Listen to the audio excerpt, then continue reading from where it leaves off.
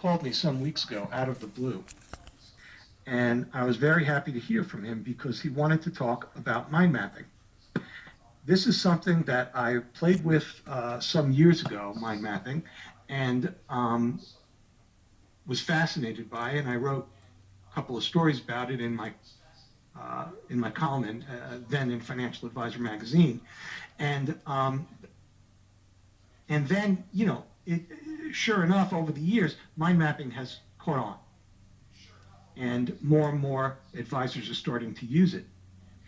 And what Rob did was he basically uh, left to go on his own, restarted a firm, and in restarting his firm, he was very interested in moving toward developing mind map as an integral part of the wealth management process and the client communications process. And it serves as a metaphor for managing clients. And so what I'm going to do is, Rob, I'm going to hand over control to you now. I just want to thank you for doing this. I'm so glad that you contacted me, got in touch with me. And, by the way, Rob and I are planning on Advisor Products incorporating what he's doing with mind mapping in Advisor Vault. We're in the early stages of that. Anybody who wants to be a part of the planning on that and give us ideas, I want to invite you to listen to what Rob is saying and think about how we can apply that. So I think this communication mode is so helpful on the web. If we can translate that into a practice management mode, it can be extremely helpful. But time for me to shut up. Mr. Odell, welcome and thank you for being here. Thank you for doing this with us.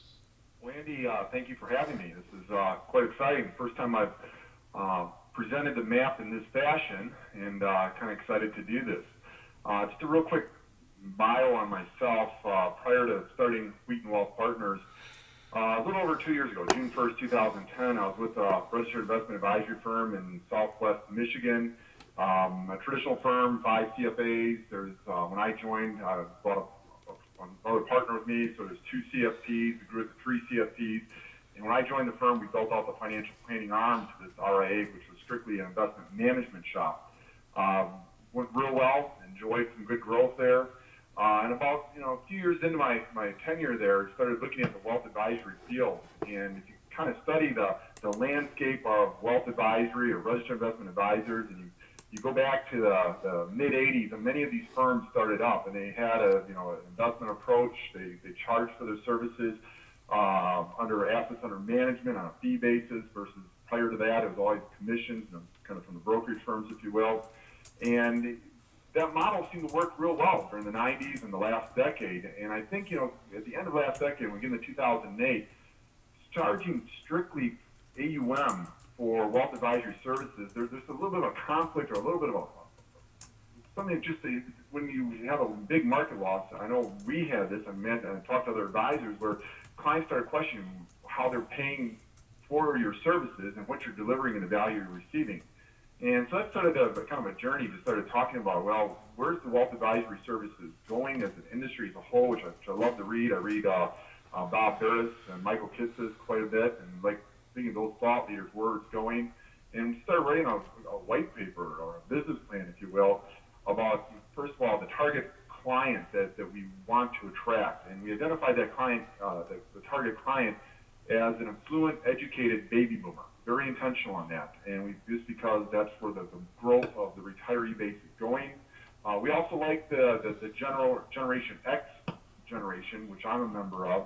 And in fact, last year I heard a fantastic presentation by a gentleman named Cam Marston, who broke down the 4 generations: the pre-boomers, or the traditionalists, the generation, the baby boomers, the Gen X, and Gen Y. And it was fantastic about how the different generations interpret, and the types of services and the type of vendors for services they go to. And my former firm, by and large, had an older clientele, older than the boomers, the traditionalists, who tend to be more attracted to name brand recognition. They want to make sure their advisors are credentialed. Most people do, but they especially do. And they look at performance, past performance, and more of a traditional approach. And not to be sexist, but often it was the husband that would come to the table and make the decisions for the family, or the financial decisions are being made. The boomers, on their hand, which the generation we really wanted to serve, they're much different. They're the first we to me generation. They are eternally optimistic. They're forever young. They're very energized. Their view of retirement is different than the previous generation, in that, by and large, most boomers that we deal with are not interested in just going down to Florida to collect seashells and go golfing for the retirement and go to the 4 o'clock dinners. They're interested in having an active retirement, whether it means an encore career, volunteering. And it also tends to be when husband and wife are together, they're both equally engaged in the planning meetings, and they're very high energy meetings, and we really enjoy that. Generation X, very similar to the boomers, though we Generation X people tend to be a little more skeptical. We tend to stalk services and goods online. We don't like salespeople. And when we decide that we want to buy a service or good, we'll swoop in and buy it, and out we go. And we want tons of information. There's data out there that says how many hours a typical generation stalks something before they buy. It's hours before they do that, and know exactly what they want. And so when we put this plan together, we were very intentional that our services, and using the map, as you'll see in just a second here, really going to cater to those two generations specifically. And it's been quite a bit of fun in putting this together. When I started the firm June 1st, my partners, we started basically from scratch. We left the firm over Memorial Day weekend, my former firm. We started with 0 clients, no clients selected over. We had a name. We did not have an RIA set up yet. We did not have business cards or website. And literally, we had about 8 weeks to put all that together. And we did have a 2-year non-solicitation on us as well. 2 months before starting the firm, I attended the Financial Planning Association retreat in San Antonio, and I heard a gentleman by the name of Gary Clavin who turned me on to the mind mapping software, and he made a presentation of how he uses mind mapping in his practice, and it was absolutely fascinating. I spent time talking to Gary. He's someone that I would highly encourage for those interested to look Gary up. He has that he does mind mapping and has a training program for that. But we, starting the firm out, we bought the software from Mind Genius. You can go online. It's a UK company. You buy it in dollars, but it translates to pounds. And so it's about $250 that you're looking at to purchase it, a one-time download. And when we first started it, and as we were getting ready to start our firm, we were mind mapping all the back office things that we do, meaning the transitions, setting up a new firm, compliance, marketing, client onboarding. You name a function that you do in a back office, we had a map to it. And when we started June 1st, 2010, we had about 8 weeks of downtime before we could bring on our first client. And during those 8 weeks, we spent a lot of time experimenting, saying, what if we were to take this mind map that we're using the backstage for and make it a front stage client experience? And so we started bringing advisors, center of influence, people, potential clients, and just putting them in front of our large screen TVs. We use HD 55-inch TVs in all our offices, and we started showing what we're doing. And someone would say, it would really be cool if, and whatever they would say, we'd pay extra special attention to. And so what you're going to see today is just kind of a compilation of many good ideas that people have given us, that we've talked to a lot of people way smarter than us, and it's still an evolving process, if you will. Another thing to say about my firm, and one of the nice things about starting with no clients, no assets, and some good ideas, is you can start on the right foot. And one of my partners is 30 years head of information technology and chief information officer from some large financial firms. So he was able to help set up the structure that you're going to see here, and we decided to go paperless and cloud computing from day one. And so when a client comes into us, we scan all their documents, destroy or give the documents back. We put them in the cloud, and we link all those attachments to the mind map. And so that's made client meetings much more efficient than having paper files. There's also a greater sense of security in that we no longer have any files of client data in our drawers. When I travel, I carry absolutely no client data, nothing on my hard drive. And there's a good sense of freedom in that, and that I don't have to worry about losing briefcases because the client data is very, very secure. So for those of you who have a screen in front of you, what you see in front of you is our take or our rendition of a mind mapping software. If you were to buy the mind mapping, you can create it. You can do just about anything you want with it. In fact, my whole life, being a nonlinear thinker now, is mind mapped. When I take notes at a conference, I have my computer and I'm using mind mapping software to take my notes. My 8-year-old son was wanting to know what I did one day, and I started showing him one of these maps, and he said, Dad, I need one of those. So we bought mind mapping software for his software, and he has his own what he calls Kelvin's life map. So you can do just about anything you want with the mind mapping. And what this is what a client front stage experience looks like. When a client comes in our office, we have a round table, 4 chairs, giant screen TV, and they're looking at the 55-inch screen TV, exactly what you see on your screen, with their name plugged in the blue and white box there. Those who study mind mapping will tell you that it's very conducive in working with the human mind. And so with that in light, what we wanted to do is we took more of the conceptual side of planning and put it on the right half of the screen, which lends itself to the conceptual side of the brain, right hemisphere, if you will. The left side is more the technical. This is the number crunching, where we do the cash flow, the income taxes, investments, more technical, left hemisphere of the brain. And so when we sit with a client, we often start in the upper right quadrant and we work clockwise around. So we start when the family matters.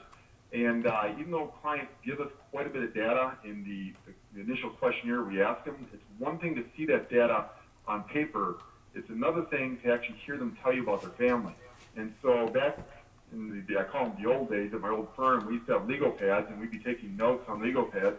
And almost invariably, we would have things lost in translation, whether it's a misspelled name or location of a child or number of children that a child has.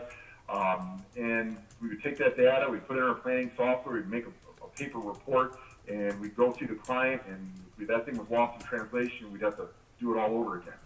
What we're doing here now, and this is very dynamic, is that a client sees every note that we take. It's extremely transparent.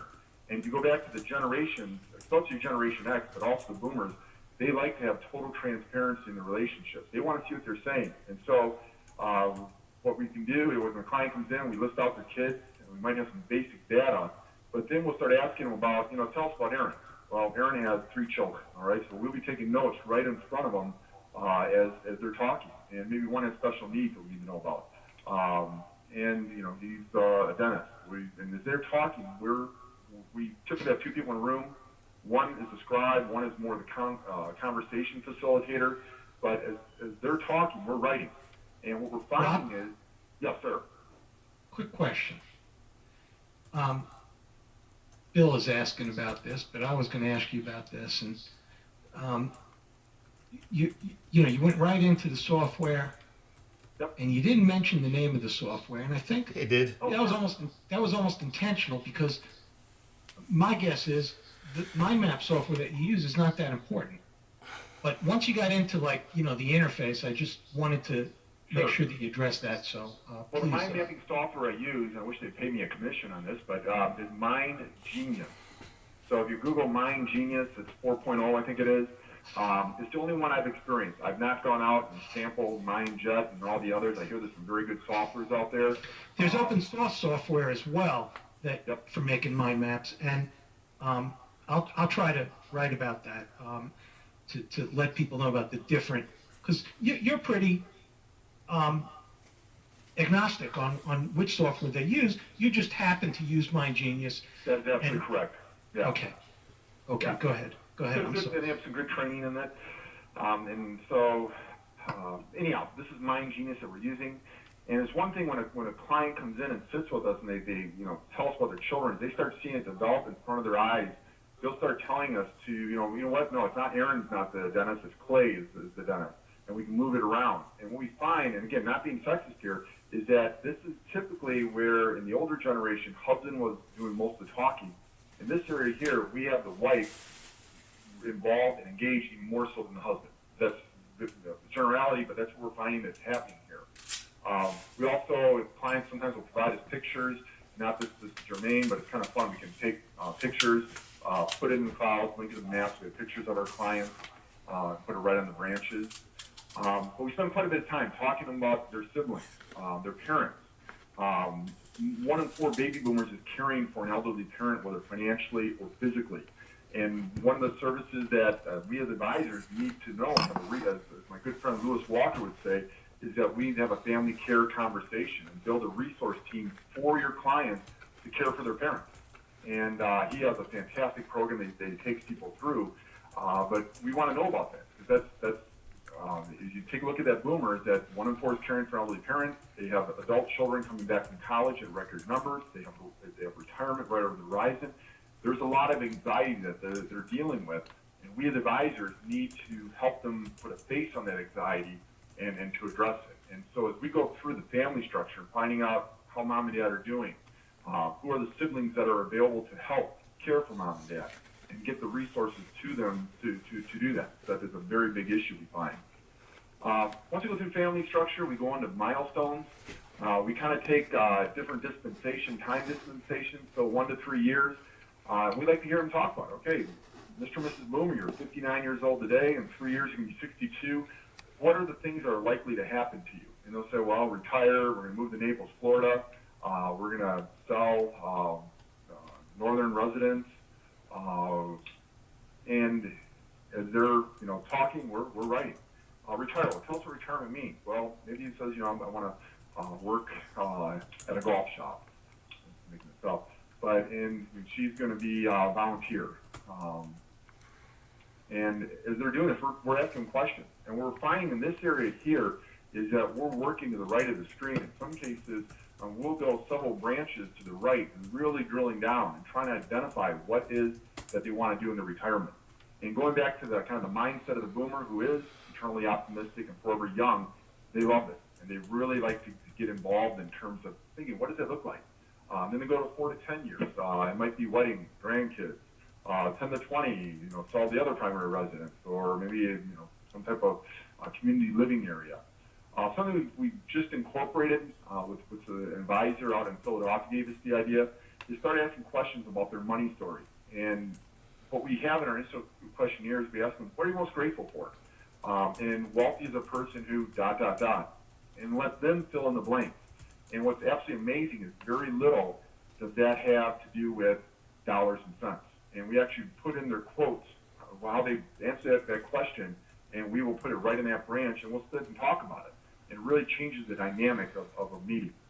The last stage is accomplishment. And this is something as advisors, I think we sometimes sell ourselves short in this area. Is, what are the accomplishments that working with our clients for the last 2 years, what are the things that you've accomplished? I mean, the 1 to 3 years. And remind them of that we were there with them. It just shows, the value that we bring to the table as wealth advisors. We're done milestones. We look at personal real estate. Most of our clients have an office in Naples, Florida, as well as I'm outside of Chicago, Illinois.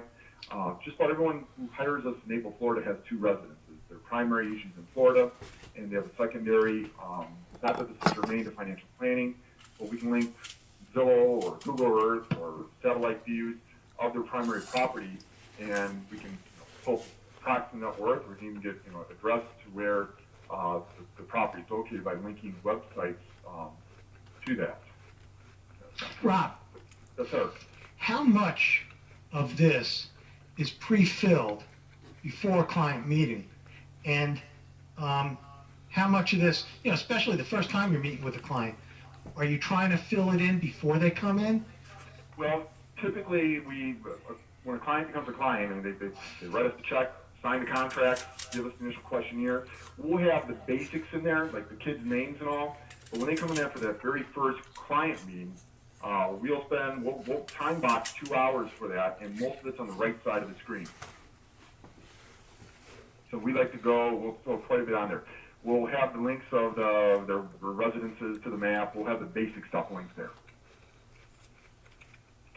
So I'm sorry, you leave for the first meeting. You're going to leave 2 hours, and does it vary by the age, or do you find that doing this with a younger client might be faster, or doing? Yeah, it does. and especially occupation age. So if they're a younger boomer, they're still working, they may only have, I mean, they're running businesses and families, and they might, have 90 minutes. But we'll get right to the chase then and get right on it. There might be some clients who are, just newly retired. They have the time, and we'll spend the time with them. We kind of know that client in terms of respecting their time element. It varies by age and client. Yeah, and by the way, Kenny is asking about whether you'd share your templates. And Kenny, just so you understand, Rob and I are moving the direction, quite frankly, of working together on embedding what he's begun here into Advisor Vault, Right. and we're figuring out ways to be able to share that information with advisors. So that's on the way. Okay. Last component of Family Matters, charitable planning. We have some starting at the firm. We have 61 clients, and that was as of last week, and about 50% have something charitable, whether it's something complex like a private family foundation or something simple like a donor advised fund, and everything in between. We find is that we're pretty good at extracting and helping clients facilitate charitable planning, and it's kind of a niche of ours that they have one. Legacy preservation, this is what they've built over their careers, and this is the protection here. Again, when they sign up to become a client, we have them sign a release of information for all their advisors. We go to their advisors, present them the signed release, and typically they'll PDF us over their insurance policies, their trust documents, and we'll put all that in the cloud in a file structure, and I can show you what our structure. This is, let's see here, I'll show you real quickly what our internal structure looks like. This is what our client file looks like. And so literally we'll just drop the PDFs in these files from the clouds, which is rack spaced here. You will go over to the map, and we'll link it to the map. And so in the middle of a meeting, we all have these type meetings where the client will have an ADD thought and say, that $2 million term policy I had, I bought it how many years ago, and what's the premium, and how many more years do I have left on that? And literally within seconds, we could have a copy of that policy right in front of them. We can be looking at it together. And in the old days, we'd have to dig through inches of files trying to find the exact policy information that we want. That has really made our meetings much more efficient than having to dig through the insurance file. We can have data within seconds, and we're all looking at the exact same document versus me reading a piece of paper and trying to turn it around for them to see what I'm seeing. Another question, Rob. How is this translating on the iPad? That's a very good question. Believe it or not, I'm not a techie. But Mind Genius software has just come out with the iPad application like 2 or 3 weeks ago. My partner has downloaded it. He has an iPad. I can barely turn my computer on, and I'm still BlackBerry. So, but what we're finding is that it's not quite as clear and user-friendly on the iPad as it is for the regular computer.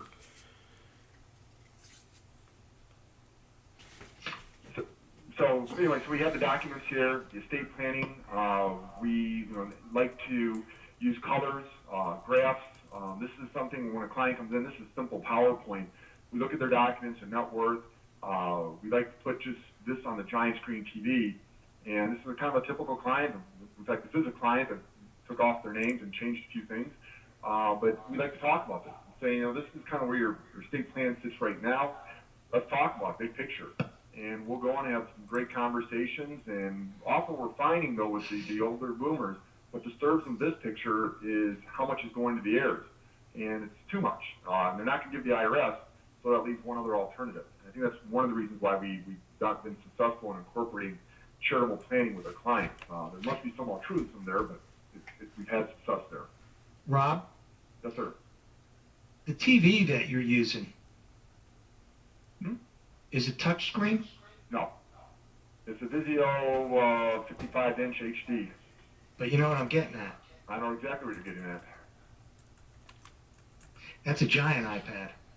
Yeah. Well, but also the other thing you could do is use the iPad with Apple TV to display it. So you don't need the touchscreen, maybe. You could just use the Apple TV connection to an iPad to do the same thing pretty much. Sure.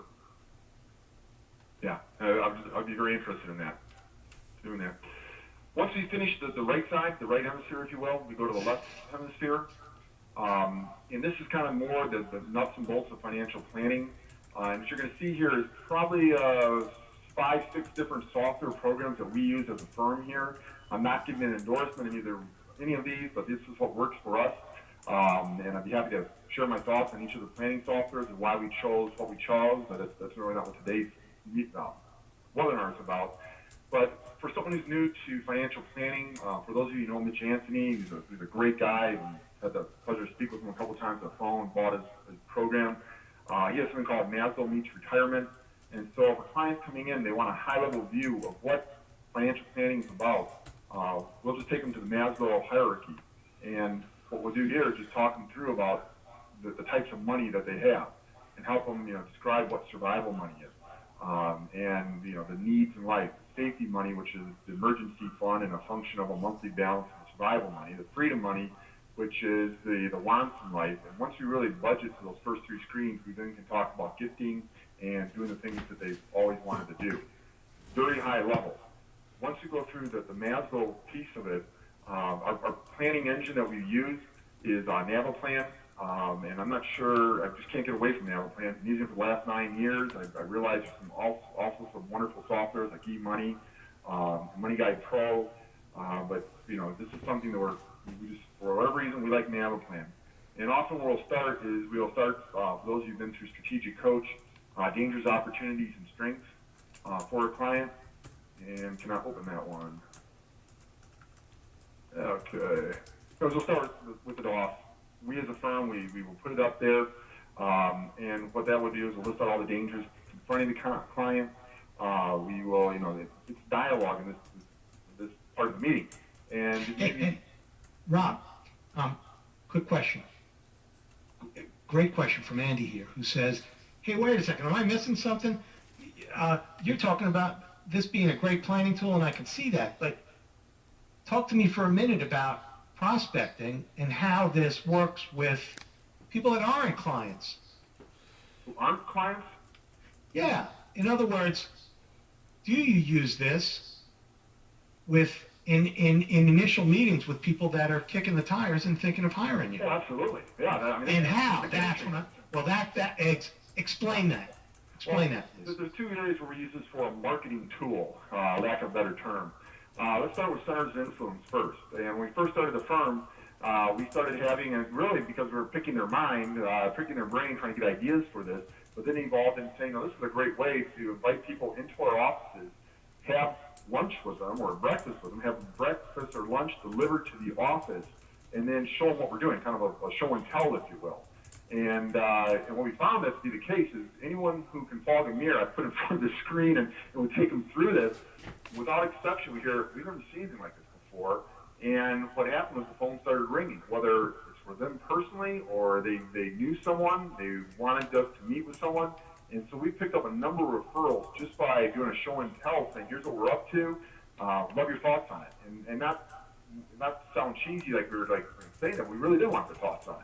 And so that's one. The other type is when a prospective client comes in the door, kind of like I'm doing with you right now, I would take them through our process, which is the map driven.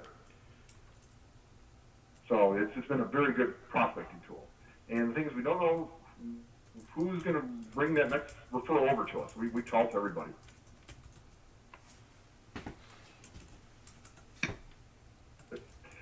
We then go into the cash flow analysis. Again, this is Naviplan, and we like it. It's very cash flow detailed, oriented. Why we like it is it gives us raw data. And with my team, which consists of 3 CFPs and 1 CFA, when we're working on a client case, we'll all gather around the big screen and look at the data. And we each have different disciplines. We have a little bit different lenses as we look at it. And we kind of look at, okay, what are the recommendations based on the cash flow analysis should we be making to that client? And we'll go on and make those recommendations, which we put in writing. What we find in using this type of approach is that you think their eyes have glazed over. Just the opposite. With a baby boomer, they tend to be, in fact, they get to the edge of their seat and they're looking at everything, and especially the wife, because she's often dealing with the college education, caring for mom and dad, doing the various types of functions, and it's a very engaged time. It also serves two other purposes. It puts an anxiety on the fears that they have, or I'm sorry, a face on the anxiety that they have, and it also helps determine, do they have capacity to take risk in their investment? Do they have the capacity to take risk? And that's big. They might be someone might have a huge risk tolerance as measured by Phenometrica, but they don't have the capacity, and the cash flow will show it for us. And so we'll take them through, we'll look at it. Right now, we're even going so far as that we'll have it interactive. So we'll have NanoPlan, it's a web-based tool, and we'll make adjustments on the fly with our clients here. So if we need to adjust college education or qualified contributions, we can do that, put it back to PDF, and for them, and then we'll send it to the client after they're done. One of the things with working with baby boomers, boomers, again, they're the first we to me generation. They like custom creative solutions that are uniquely tailored to them. And we as advisors have to demonstrate that exactly that we have created these solutions and we've looked at other alternatives and we chose these solutions just for them. And one of the ways we do that is everything we do in recommendations, we put into writing. And so we sit with the client, we restate their planning objectives, we go over it with them. If we do not have something quite right, we change it on the spot. We want to make sure we are being as efficient with our time and very little is being lost in translation. And then we give them our written recommendations. We don't read this word to word for them when they're here in meetings, but at the end of the meeting, we offer to print this out or send it encrypted to their inboxes, their email. And we've only printed 2 plans out since we started 2 years ago, and that was actually for a client well in their 80s. Everybody else has requested, please send it to me. So we've saved quite a bit of paper and printing costs just on that alone. So that's the financial planning side. We update it. We do net worth projections, and we update this. Typically, the financial plan is updated once a year in our model, or a major life event, like a selling of a major property, an inheritance, whatever that event might be. The second area with boomers is Social Security, when to plan for Social Security, and we'll sometimes even go to the Social Security website if they didn't bring in their statements, and I guess Social Security is printing statements for the most part, but we'll go out to the Social Security website, have them log in or get their information, and then we would take that and use horse's mouth calculators, which we bought, and we kind of know before the client when they come in the direction we're going with them in terms of whether they should take it early at full retirement age or deferred age 70. How should the salsa benefit look? Should they do a file and suspend? But part of the process is we want to demonstrate to them that here's how we came to our recommendation that you should do a file and suspend. Again, we're guiding that client through our thought process so they understand that we looked at the alternative, but we really feel this is in their best interest to do this recommendation on Social Security. Again, we'll incorporate these numbers into the cash flow analysis that you saw on NanoPlan. Tax planning, this is kind of fun actually. We use the BNA software. I know there's others out there. I've been using BNA for about 7 years now. Typically fourth quarter, before a client comes in for an update or even for the initial meeting, if we have their tax returns, we'll plug their previous tax